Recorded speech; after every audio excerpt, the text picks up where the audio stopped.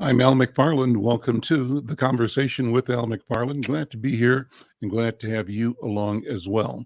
Thursday, I catch up with some friends. I call them companions, and we talk about a set of ideas we've explored and want to share with you. We are appreciative of this opportunity to create conversation, to demonstrate by our being together the value we can bring to each other's lives and to our community and having real, robust conversation. Well, we start off with what I call the hot topics. And what I want to do is talk about several things. My guests today, my partners today are Dr. Irma McClaurin. She is the creator of the Irma McClaurin Black Feminist Archive, an educator, an anthropologist, and many, many more things that we'll talk about as we go along. And then my colleague, Ndugu Yusef Mgeni, former head of the Minneapolis Urban Coalition, an educator as well, a jazz enthusiast, a broadcaster. I call him a master communicator. And I'm going to bring them in actually in the hot topics portion because I want their reaction and responses. The general topics today, the Supreme Court, the reversal of abortion rights in 2023. 6 conservative justices are looking to make this sort of the law of the land. We want to know what your thoughts are. What impact will this have on our community? We're going to also discuss, they're discussing the dispute over Trump-era limits on asylum claims. And then an important part, a main part of the program today, besides the Supreme Court, is talking about Zora Neale Hurston. A lot of great things happening in recognizing her. And one of the people at the core of that is our own Dr. Irma McClaurin. So we'll have that conversation, one that you don't want to miss. Well, let's go to the hot topics, first of all. And the Department of Justice has opened a civil rights investigation into a traffic stop that preceded Tyre Nichols' death. We talked about this a couple of days ago. The information I have is that the Justice Department and FBI Wednesday announced a civil rights inquiry into a traffic stop in Memphis, Tennessee that preceded the death of a young Black man. Reading from a report on NBC News by Dora Madini, the reporter. The reporter wrote that Tyre Nichols, 29, died 3 days after being taken to a hospital in critical condition following the January 7th stop. Memphis Police Department said that the case was referred to the Tennessee Bureau of Investigation the next day, and an internal investigation was opened into the incident. The U.S. Attorney's Office of the Western District of Tennessee announced Wednesday that the FBI's Memphis Field Office and the Civil Rights Division of the Department of Justice have also begun looking into Nichols' death. A quote from Kevin Ritz, U.S. Attorney for the district, is that as this is an open investigation, we're not able to provide additional comment or at least further information at this time. But we know that the Nichols family has retained civil rights attorney Ben Crump and have demanded the public release of body camera and any other surveillance from the stop. Well, you know, it goes on, and this strikes us particularly hard here in Minnesota because we are the scene of the Philando Castile, the Jamar Clark, and maybe, you know, most tragically, the global witnessing of the George Floyd murders by police. And Yusef, jump in here if you would on this topic, because as we speak, we're learning about a shooting, not a police shooting, but a shooting in St. Paul. So the question of violence and death by gun is a critical one that we have to be thinking about. What happened in St. Paul? Just after 4 p.m., a young woman was being disorderly in the Jimmy Lee Recreation Center, Oxford Playground Jimmy Lee Rec Center, and a staff member was escorting her from the building, and two other gentlemen objected to the physical nature of her ejection, and a squabble ensued, and a 17-year-old student was shot in the head by a staff member at the rec center, and underwent surgery last night and is in serious condition at Regents Hospital in St. Paul. The incident happened directly across the street on the other side of Lexington from St. Paul Central High School, which people can see from the freeway I-94 at Lexington. And Central High School is closed today so that students can speak with social workers, grief counselors, and other adults. All of the staff are in the building. The tragic death of young Black people, regardless of whose hands, whether it's the police or city employees or other young Black men, is just becoming far too commonplace. And Al, one of the suggestions that I have for a future program would be to invite young people themselves to be a part of this conversation and help identify potential solutions, because unfortunately, for so many of our young Black people, they don't feel that they have anything to lose. And even the slightest negative comment on social media can lead to a gun battle. We've had too many infant children accidentally shot in crossfire from drive-by and shootouts between young Black men throughout our community, St. Paul, Minneapolis, and around the country. Let me use something has to be done. Let me elevate this back to the Supreme Court. One of our hot topics is that a report out of the New York Times that the Supreme Court again rejects a request to block New York gun law. And I'll synopsize it.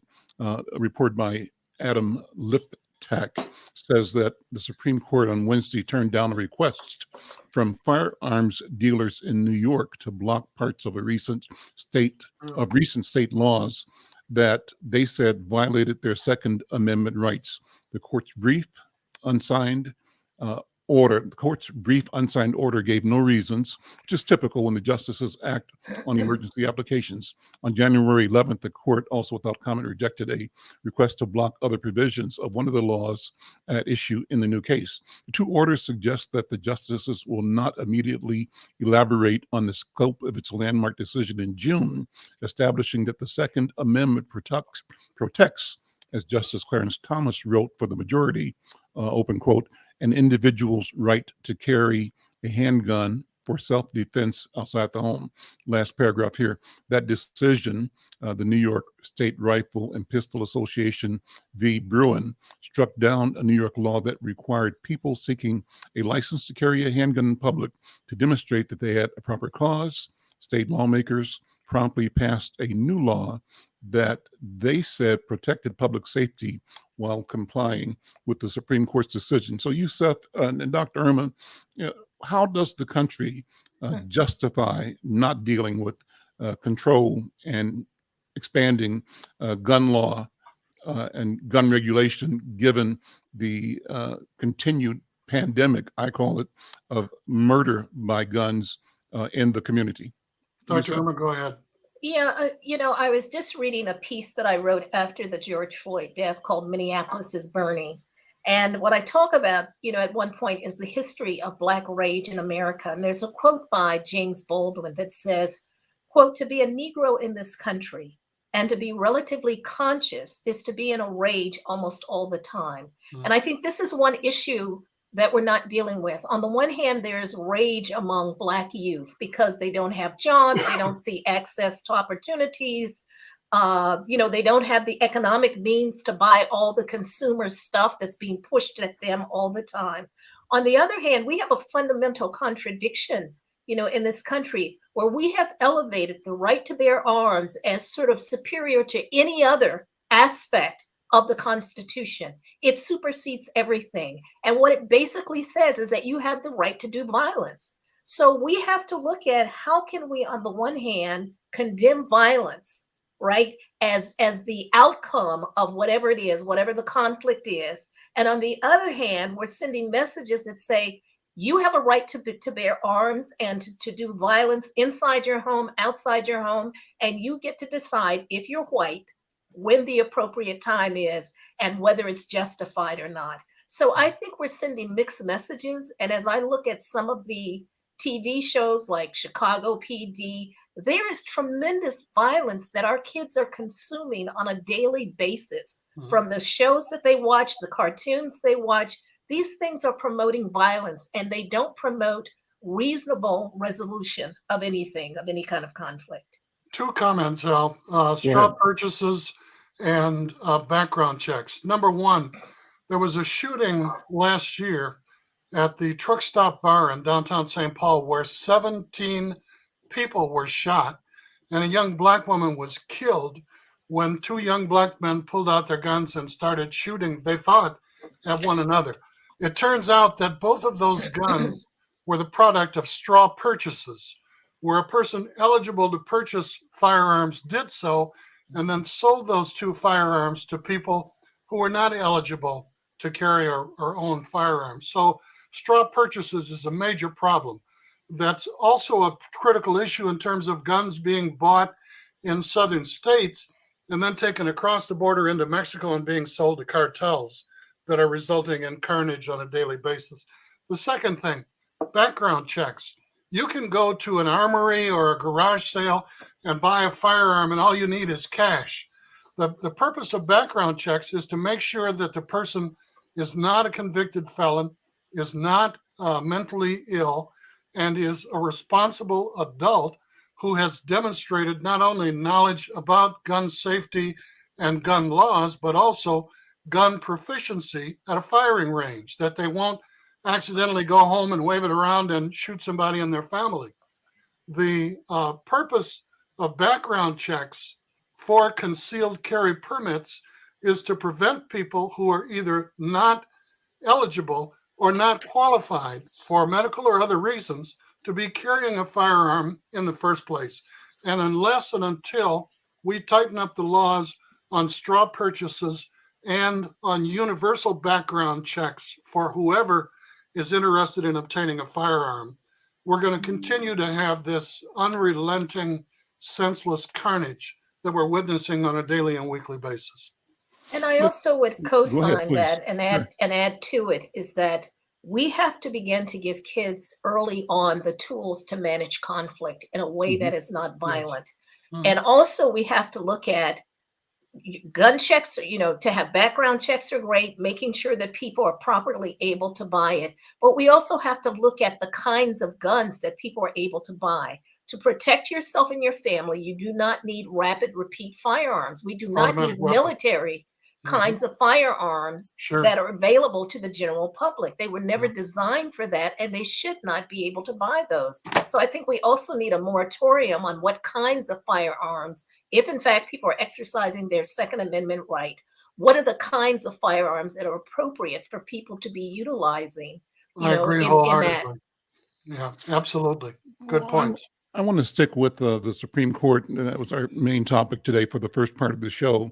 And I have another article pulled up about the Supreme Court justices who are showing their willingness to boost conservative causes. And it's interesting because while on the one hand, as you've mentioned, Dr. Irma and Yusef, there's this willingness to continue to allow the country to be flooded with firearms and to defend the right to shoot and kill. But there is also sort of a double standard when it comes to the health of women, right? And their ability to control their bodies. So the article I'm referring to was in CNN Politics, a piece by Joan Biskupek, CNN senior Supreme Court analyst, and she writes that the Supreme Court's reversal of abortion rights last year deviated so much from the traditional Yes. decision-making that it might have soon appeared an aberration. But now, into 2023, the 6 conservative justices are plainly positioned to remake the law across the board. Religion is driving this. You know, people are, let me yeah. share a little more, and I'll bring you in. So their actions are in a series of pending cases reaching out for the issues before they've been aired in lower courts and taking precipitous steps on culture war dilemmas demonstrate that they will continue to defy norms and the usual judicial bounds. Open quote, "We are a court of law, not policymakers," close quote. Justice Neal Gorsuch admonished his colleagues in late December as he dissented from the majority's latest incursion on immigration policy at the southern border. Gorsuch's words were not without some irony, as he usually joins with his conservative allies in moving aggressively on the law.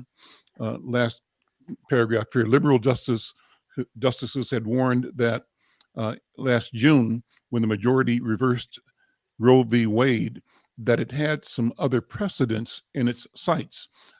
Open quote, "No one should be confident that this majority is done with its work." That's what the dissenter said. So they're setting up the expectation that a train is coming and the train is going in reverse. Irma, go ahead. What I would say is what we're seeing is the infusion of politics and religious politics. People's religious beliefs are informing the kinds of decisions they're making. And we can't say that that hasn't always been the case, but there was a way in which it was articulated that made it very clear that rights superseded those beliefs. Now what we're having is beliefs which are not facts, but beliefs that are now superseding people's rights. The idea of reversing Roe or just eliminating Roe versus Wade is really an understanding of seeing women as less than citizens, second-class citizens, putting them in their place, controlling women's bodies. Men get to decide what they do with their bodies, women don't. And so we're seeing a movement backward to the kinds of beliefs and values that were in the Victorian era. Well, there are two things that strike me. Number one, this has a far more deleterious effect on low-income women than it does on women of means, because women with the means will be able to obtain an abortion if they really want one, whereas women who don't have the wealth, the resources, or the choice will not. Okay, number one. Number two, the Supreme Court justices rely on precedent, the decisions handed down by earlier justices in the Supreme Court. And we need to remember that 18 of the first 30 Supreme Court justices also owned slaves. And when slavery was abolished in 1863, at the time, 7 of the 9 Supreme Court justices were at one time slave owners. And in the history of the Supreme Court, up to that time, an estimated 27 judges were believed to have owned slaves, according to the Washington Post. So even the decisions that they're reaching back to use as precedent are not without fault in their own right. And this begs the question that we've discussed on a number of occasions on this program of how Mitch McConnell and the Republican-controlled United States Senate literally stole several of those seats that are currently occupied on the Supreme Court, reneging on their promises, their commitment, the practices, patterns and practices, the whole 9 yards. So, the conservatives are not without fault in terms of the current composition of the Supreme Court. It was part of their 30-year plan, which we've talked about for some time. Undergirding some of the beliefs that really sort of promoted that were part of why people pushed for Roe versus Wade was to give women reproductive rights, the decision-making power over their own body. When you take that away, you're basically saying women are like children.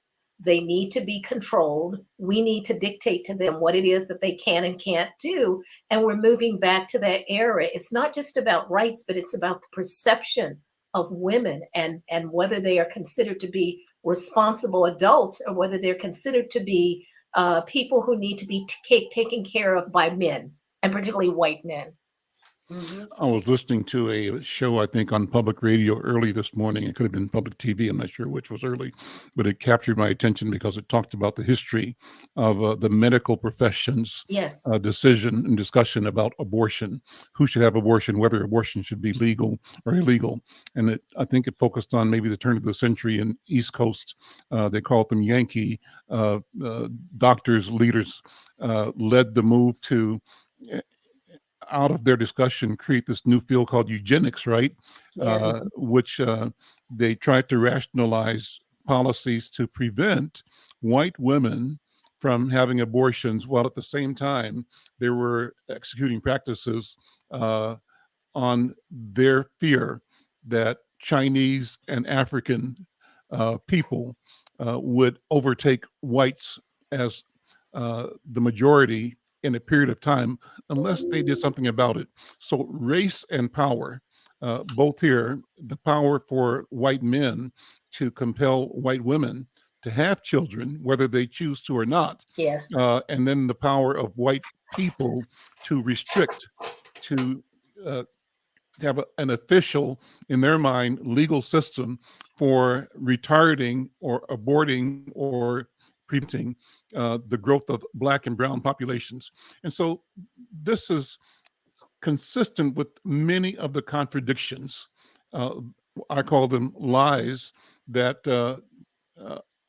are at the core of how our society moves, professing one thing and doing something absolutely different, particularly when it comes to our people, not confessing that what it's doing is doing in the interest of preserving white life Yes. at the expense of anybody else's. So, Dr. Irma, what you think? Yes, people don't remember if they were born after a certain period of time, Operation Bootstrap that occurred in Puerto Rico in the 1940s, where medical doctors deliberately performed, hysterectomies and sterilizations on Puerto Rican women, ages between 18 to 30. You have an entire generation of Puerto Rican brown women who were sterilized intentionally, who were healthy people. So this is, in fact, a racialized policy. It is about promoting whiteness. It's about trying to make sure that people of color don't have access to adequate medicine. And I have to tell you that we also see the treatment that when women do participate in abortions and something goes wrong, the treatment of Black and brown women, how they're viewed by the courts, is much harsher than it is of white women who do the same kinds of practices. So the implications are far-reaching too. Dr. Frances Cress Welsing referred to it as the fear of genetic annihilation. Mm-hmm. And there's more than a grain of truth in what both of you have just said. Yes. And that is what's driving behind this idea of white replacement. I mean, it's the same kind of theory. There is this burgeoning fear that white people are going to disappear. And so everything that can be done to prevent that. And what is ironic is that white women don't necessarily, they see this as a rights issue. They're not seeing it as really about a control and power issue. That is supported by the fact that one very prominent white politician said that the forthcoming election may be the last election that white people are ever able to win in this country, given the changing demographics of the voting public. Okay. And so factually, the days of the white man are numbered. Okay. Let's face it. But we also have to remember what motivated Hitler, was to preserve the white race, and the lengths to which he went and the people who followed him went, which was mass annihilation of people. It was, taking people's assets and resources. So there is a push for us to move backwards when the language, the marketing language of the Republican Party, to make America great again, is really sort of hearkening back to an era in which women knew their places, right? and Black folks were at the back of the bus or less than that, right? And so it is about power and control. And within the next 10 years in the state of Minnesota, Irma, children of color are Yes. going to be the minority majority. Okay, Yes. so we're going to Yes. have to redefine some of these terms that we've been using, because they will be Absolutely. the majority of children under 18 in this state, children of color. Yes, yes, Let and me, by let me, ta- let me take off there, Minneapolis, yes. Yusef and Irma, to talk about Governor Tim Walz's announcement of a plan to spend a lot of money on children and education in Minnesota. He announced this week that he wants to end child poverty in the state. And the headline is that he's, I think, calling for the investment of about 11 or 12 billion dollars. You know, we have a 17.5 or 17.9 billion dollar surplus in the state treasury, and everybody obviously wants to get their share of the money one way or the other. The governor and lieutenant governor came out this week with a statement saying they want to make a major investment in ending child poverty. Got an article from the Star Tribune for January 16th, written by Jesse Van Berkel. And the key points in the article are these. The article says Governor Tim Walz focused on one big idea when he was sworn in for a second term. That idea was to make Minnesota the best state to raise kids. And this week, he'll start putting the numbers behind it. He's unveiling, he did this already, a 2-year budget in pieces starting Tuesday with an event at a school where he'll talk about children, families, and education. He's already indicated that education will be his top spending priorities. He says we'll make the largest investment in public education in our state's history. He said that during taking his oath earlier this month. And he suggested he's going to add additional dollars for free school lunches, mental health services, special education, teacher recruitment and training. He goes on to say that children and families will be at the center of his budget, and that he has an ambitious goal of ending child poverty in the state. Well, both of you, Dr. Irma and Yusef, are seasoned participants in education in Minnesota and in the country. And I want your reaction. The thought of at least the governor coming forth saying he's going to invest $11 billion with the goal, a target articulated of ending child poverty. How does that sound? Is it practical? Is it real? And what does it mean for Black people? Dr. Irma, why don't you go first, and then Yusef jump in. The aspiration is amazing, okay? And it is possible. However, Minnesota has done this before in terms of what its aspirations are. But if the implementers don't look like the children they're supposed to serve, it's going to be a problem. We also have to get rid of the notion that we can close the education gap or the poverty gap. You can't close something. You have to start from the beginning. I remember sitting in a meeting with Jeffrey Canada from the Harlem Children's Zone, who came to talk to Minneapolis teachers. And what he said is, you're part of the problem. And the reason he said that is he gave them an analogy. He said there are 2 trains at the station. One leaves 10 minutes ahead of the other, right? He said, and when the other one leaves, it will never catch up. That's called trying to close the gap. The only way, because he said the first train never stopped moving. So there's always going to be that gap unless you have 2 trains that start at the exact same time, have the exact same equipment, have the exact same skillful train conductors. Until you make that kind of parity, then this notion of closing the achievement gap or closing the poverty gap is crazy. And Minneapolis's problem is that while it has these aspirational goals, the implementers of the nonprofits that control the money, the policy makers, welfare and the education system as superintendents and all of that tend to be white. They don't look like the population they're supposed to serve. Yeah. Well, we used to have a department called CFL. Would you remind people what that stood for? I can't remember. Tell me. Children, Families, and Learning. Okay. Not that long ago. Mm-hmm. So the governor is on the right path because all of these barges are lashed together. Okay. Yes. And if you don't deal with poverty, if you don't deal with education, if you don't deal with the strength of the family, Any one of those barges runs aground and the whole family runs aground, you know? Yes. These barges are lashed together. So children, families, and learning are important. And I think Irma hit it on the head. These trains must start at the same time with the same destination and the same full gas tank and resources and skills. And I think that a lot of it has to focus on teacher training, because if teachers are not properly instructed in terms of addressing the individual needs of students in the classroom, this notion of one size fits all or quick fix and magic bullet is nonsense, okay? Teacher training has to be rectified in order to provide, and people talk about, we need more Black teachers in the classroom. I want to challenge that, because what we need are more highly qualified teachers in the classroom. Black, white, red, brown, and otherwise. See, I'm going to push back, yeah. If the teachers are not highly qualified, there may be some intrinsic value, but if one has a set of weights on their ankle and they're running a 100-yard race, there's no way they're going to reach the finish line at or ahead of the ones who don't. So I beg, highly qualified is the minimum qualification that we need to strive for.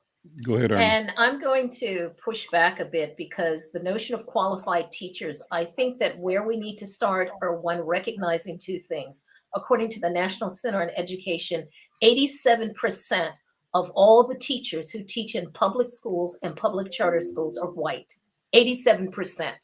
Okay. Black teachers didn't just disappear. They were pushed out of the system after Brown versus Board of Education. They were fired en masse. So it's not like we don't want to be teachers. We were pushed out. And because of the seniority system in terms of teachers' unions, if young Black folks go into the teaching, they're still at the bottom of the rank. They don't have the power or the privilege to be able to make change. Or the money.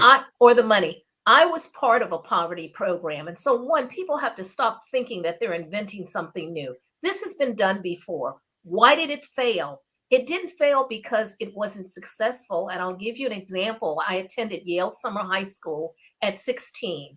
And the next year, Yale fired the director, Larry Paris, and it got rid of the program because it had what was called, I think it was the Singer Report.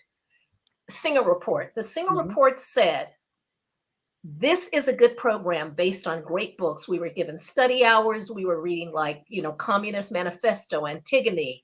I was reading Hegel's Phenomenology at 16 years old. No one told a Black girl from a vocational high school that I couldn't understand it.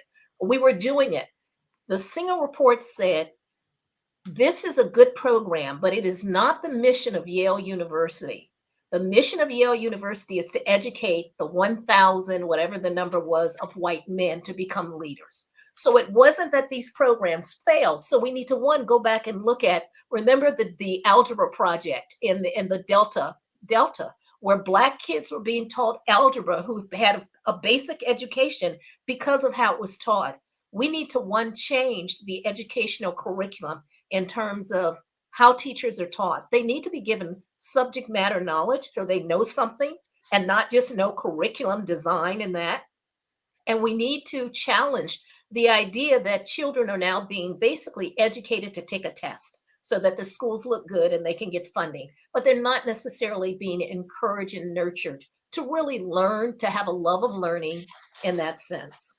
The other reality, Dr. Irma, is that young Black men and women graduating from college can go into the private sector and make $10,000 or $12,000 more than they can make as beginning teachers in most urban school districts. And that is not attractive. It's not acceptable for a lot of young Black people today. And I don't disagree with that, but I don't think it's as large a number as you think, because one, the private schools aren't that many. And yes, that's true. The private sector. We have to ask ourselves, what are we prepared? Are they prepared to give incentives to Black youth who go into education? But I think we still have to start with the curriculum. Teachers are now being trained to teach tests. They're not being trained to learn. They don't have knowledge base. They don't know anything except how to do curriculum design, they know technology, but they don't know knowledge, right? So I think we need to go back to the curriculum that teachers are being trained on as well. And at the end of the day, as qualified as you may be, if you don't love those kids, if you don't see those kids as worthy of your attention, it doesn't matter how qualified that teacher is, there's going to be a disconnect. Well, and let's take it a step further. Individual schools and school districts are supported by the property taxes of the real estate in their respective communities. That's right. And if you live in the hood, if you live in a rental housing community, the resources that you have, or if the majority of the students in your school are eligible for free and reduced price lunch, you don't have Amity aides, you don't have graduate student interns, you don't have the resources necessary to provide the extracurricular support. And in fact, because of the per pupil basis of funding in public education, you often don't have an assistant principal, you don't have a full-time nurse, you don't have a librarian, an art teacher, a science teacher, and your core teachers who are licensed in reading, math, and one other skill wind up teaching those extracurricular courses for which they are not credentialed. So that train is not only leaving 10 minutes late, it's still in the station. It's still in the station. That's right. And I think that what Yusef is saying is really critical, is that the investment, there has to be equity, not equality. The funding, if this is to work, the governor has to understand some schools that already have resources are not going to get any money. And the money has to be put into the places where they're needed. Incentives need to be given to the teachers to come. And the teachers, there has to be an emphasis on the teachers that look like those children, right? And we cannot see charter schools as the panacea of saving education. It will not, because the majority of children are in public schools, and there are not enough charter schools out there, okay, to basically accommodate them. And charter schools come with their own problematics. They have a deficit perspective. Many of them see Black and brown youth as problem children. And so the regimentation that they promote, it may look different from public schools, but it's basically still a deficit perspective in which these kids are seen as less than and need to be controlled and managed in that way. They also do no better or worse than the public schools. That's right. And people who want to learn more about this should get a book by an economist named Rucker Johnson called Children of the Dream, okay, who did quality of life research on Black and white students in schools around the country. It's an incredible book, first of its kind, that uncovered a national research base and then exploited it. Children of the Dream by Rucker, R-U-C-K-E-R Johnson, the son, incidentally, of former Minneapolis School Superintendent Carol Johnson, who was working with John Powell and others out in Berkeley, California. An incredible mind and an incredible book. Let me shift our discussion to our next topic. But before I do, I've interviewed a number of heads of universities and colleges, and I raised the question, not for you to respond today, but to think about, and for our viewers to think about, if the object of education is the development, the fulfillment of the individual, the acquisition, the sharing of knowledge and skill, and the ability to encourage self-reliance, again, self-realization. Will realization for Black people, both individually and collectively, for the Black culture, necessarily be antithetical to the structured reality that white people maintain? What is our freedom going to mean? And I think part of the challenge here is a fear that the free expression of our humanity, the creation and presentation of our identity from us may threaten or eclipse the narratives that have cemented white power over at least the past several hundred years. But you know what? That's another show. We'll come back to that. That's a whole show. Self-determination. So let's go on. The last topic I want to talk to about involves you, Dr. Irma, and I'm so glad that I had a chance to watch part Yes, of the ma'am. series on Zora Neale Hurston. And we got a clip to show first, and then I'm going to basically have you and Yusef talk about who Zora Neale Hurston is in this particular program, why it's so important, why we need to know about and celebrate and lift up Zora Neale Hurston. Let's show the clip. On American Experience, an influential author whose groundbreaking anthropological work would reclaim, honor, and celebrate Black life on its own terms. She was an innovator, but the content is rooted in the research that she did. It was anthropology that really showed Hurston that she could write about her culture. Zora Neale Hurston, claiming a space on American Experience. I was walking past my TV and I said, "Oh, that's Irma's voice. I recognize it." So, talk about this this special presentation and your work, because you are one of the experts in the world on the work of Zora Neale Hurston.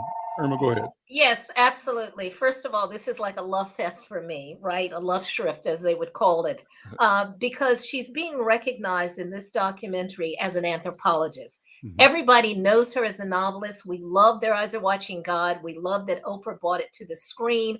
I think they say something like 4 million or 40 million. I can't remember the exact number who watched, that made for TV version of Their Eyes Are Watching God with Halle Berry. Fantastic. But Zora was also an anthropologist, and anthropology is the study of human culture and origins. And in American anthropology comes at it from 4 different perspectives: cultural, linguistic, archaeology, and physical or biological anthropology.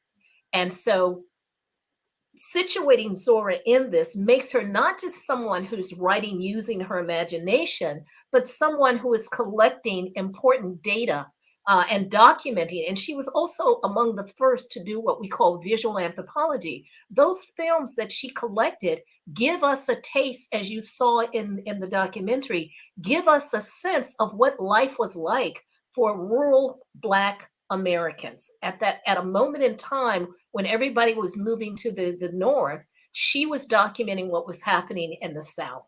And what she sees is, on the one hand, these harsh conditions that people are under in turpentine camps, citrus camps, they're harsh conditions, but that there is this creative spirit that undergirds our people and our culture, that regardless of the pain, we still have this level of creativity and social relations and interactions. And I can go on forever. Well, I'm going to have you go on forever. But you said first impressions. You watched it last night, you said? Well, Dr. Irma, did you get my note? Yes, I did. Thank you. I woke up at 4:30 in the morning and turned the TV on, and lo and behold, here. I said, I know that voice too, Al. See? Right from the beginning. But here's what struck me. It was a 2-hour documentary. Yes. Absolutely incredible. Okay.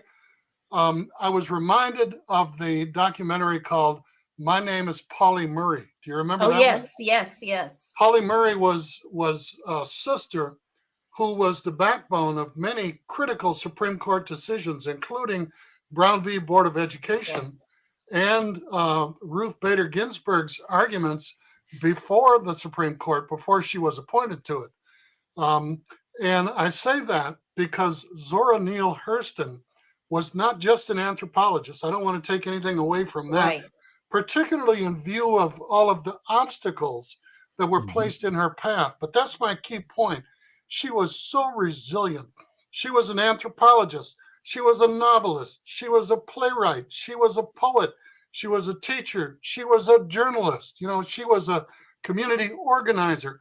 And she became a part of the communities Yes. that she recorded as part of her responsibility as a journalist, which heretofore had not been done, because the model was, you're an outsider, you're on the porch looking in the window, and you're capturing and stealing this information unbeknownst to the people who are practicing it.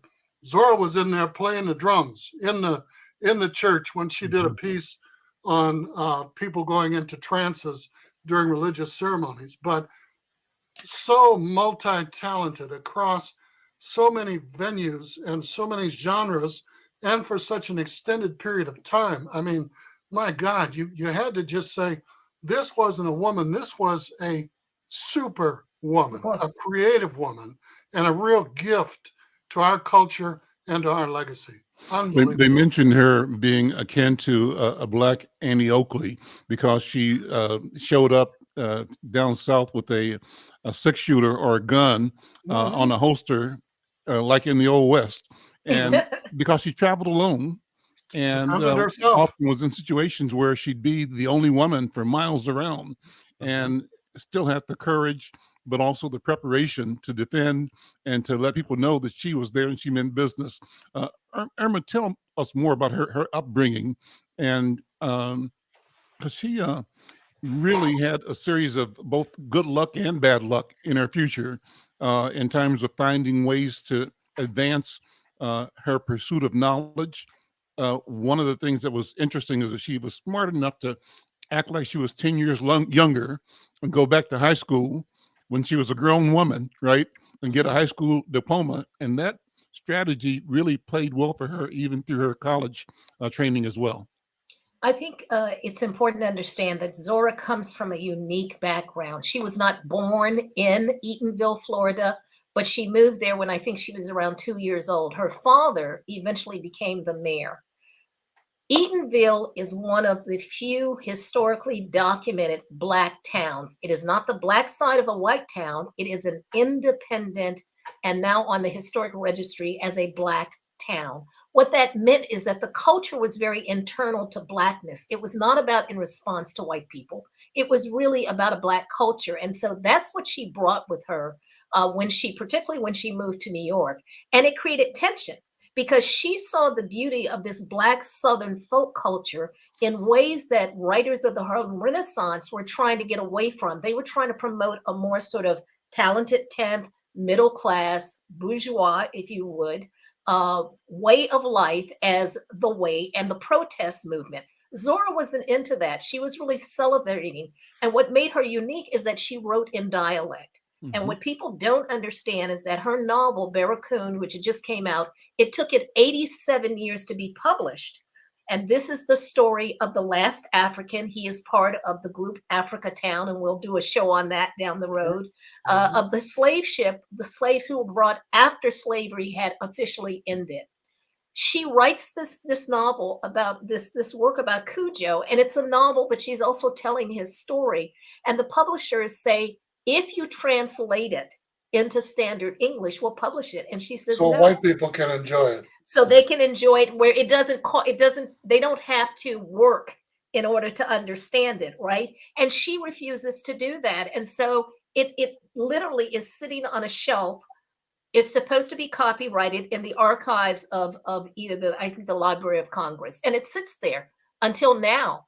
And now that we see it, she was able to capture the beauty of Cujo is a Colosso, I think is his real name.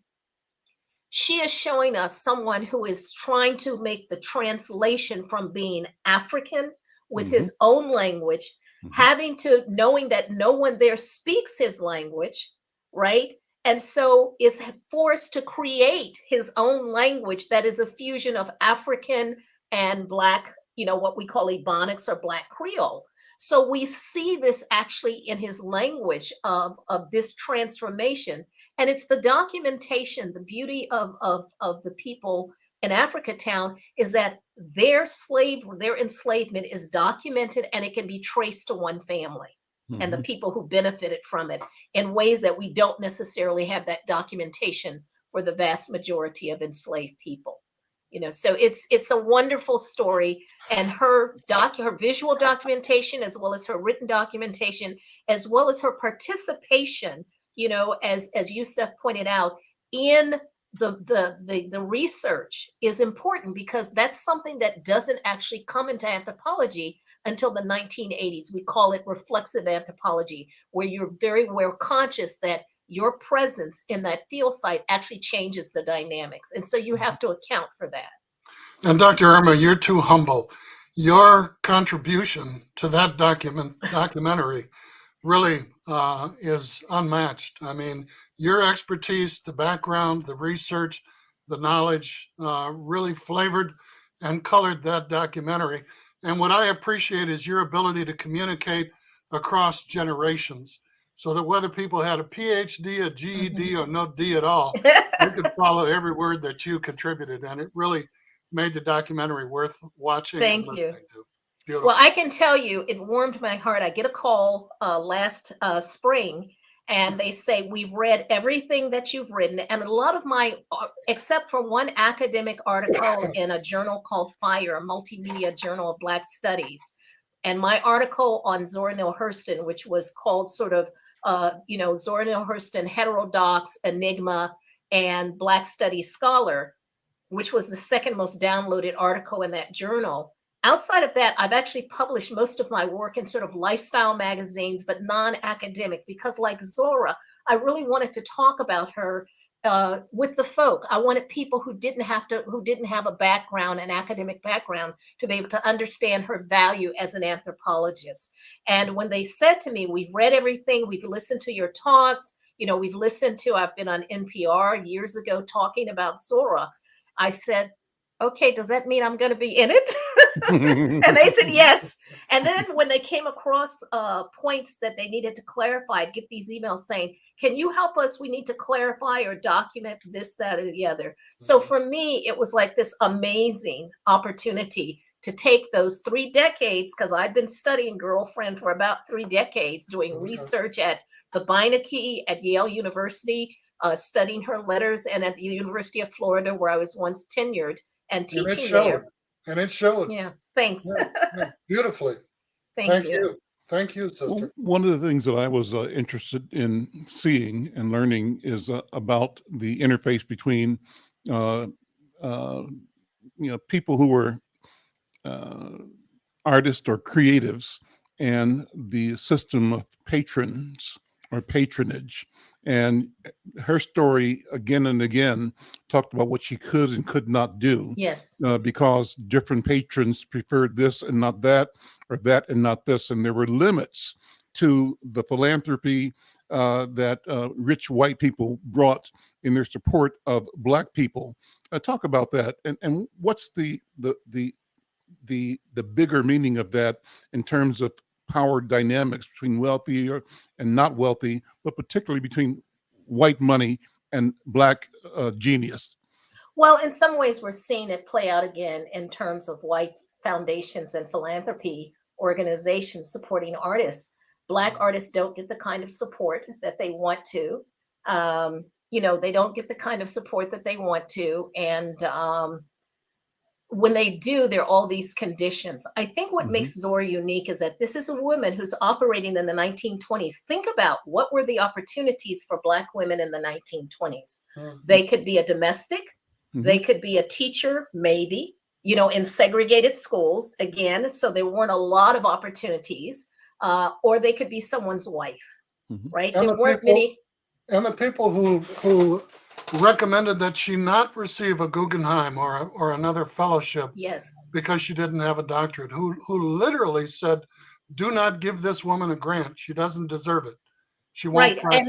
And I would say, even more importantly to that, the backstory, which most people don't see, because I was reading these primary documents, is they're talking about what I call containing the genius of Zora Neale Hurston. It's a containment of her mind, and it's a containment of her body. And the language that they're using is that she is a rough piece of iron that needs to be honed into a fine piece of steel. This is the language, and it's all about containment and them trying to transform her into something that they want. They want her to be what they want her to be. And Zora is determined to be what she wants to be. And she bumps up against this notion of patronage, which, because the arts weren't supported, there were no big, arts foundations like we have now. So artists had a hard time. And if you were a Black artist, if you were a Black woman artist trying to be an independent writer, trying to be an independent creator in the 1920s, the 1930s, really? It was extremely difficult. We'll give you a grant to study Indians, not to study Negroes. Well, and it was refused. Yes, well, because Columbia was noted for, it had created the 4-field anthropology around what it calls salvage anthropology under Franz Boas, who's considered the father of American anthropology. And that was to study Native American culture from multiple perspectives: linguistic, biological, archaeological, and cultural. Zora wanted to do the same thing. And had she been able to do it, she would have received the first Black independent PhD in Black studies, what we would call Black studies or Negro studies. And they didn't want her to do it. And it's almost painful to read the correspondence because she doesn't know all the back correspondence that's happening. And she's begging and pleading with them and saying, I don't understand how studying Pawnee is going to help me in Alabama and Mississippi. Well, This is what I want to do for my people, what they've done for Native Americans. Carter G. Woodson had to go to court and sue Harvard University in order to get his degree and his PhD in African and African American history. Yes. So it just goes to show. And talk about the criticism from Black intellectuals. I was hurt that Richard Wright and other Black artists and intellectuals sought to criticize her work. Well, because she wanted to elevate folk culture at a time when they thought elevation of, it's a class thing, where they thought elevation of what was considered lower class culture was not to the advantage of uplifting the race, right? So they had different perspectives. She thought that uplifting the race was what she really wanted to do. And she wanted to do it not just in academic scholarship, but she also wanted to do it in more community cultural forms. That's why she wrote plays. That's why she was doing public scholarship too. And her work was still accepted by the Book of the Month Club. Yes. Yeah. Listen, we're coming to the end of the program. This has been a wonderful discussion. Thank you, Yusef Mgeni. Thank you, Dr. Irma McClaurin. I want to take the last minute to sort of recap what we've come over and talked about. I think importantly, the wonderful series that you were, documentary that you were a central figure in on the life of Zora Neale Hurston. Dr. Irma, thank you for that work. And we talked, importantly, linking these conversations, I believe, about gun violence right here in St. Paul and the Supreme Court's action about guns. We talked also about the question of women's rights and abortion, and we also I think those were the main topics we covered today. All great topics. I want to close the show. I've been doing this in the past several days. Dr. Irma, asking you to take a minute to share your story. I ask our guest, whose shoulders do you stand on? And I only have a minute though, so give me the elevator speech. Go ahead. Yes, I would say I stand on the shoulders of the folk that Zora attempted to elevate. My mother is from Peachtree, Alabama. So I've been spending a lot of time there. I'm now hashtag Bama Roots Girl, and Mississippi, Georgetown, Mississippi. So the kind of folk, I'm sort of rediscovering my roots, and those people who were unlettered and unlearned, but had it not been for them, I would not have risen to the heights I have now. And people can still see the Zora documentary on American Experience, PBS. Thank you. Well, great. Thank you, Yusef. Thank you so much. I'm Al McFarlane. This is The Conversation with Al McFarlane. We'll see you next time. Take care.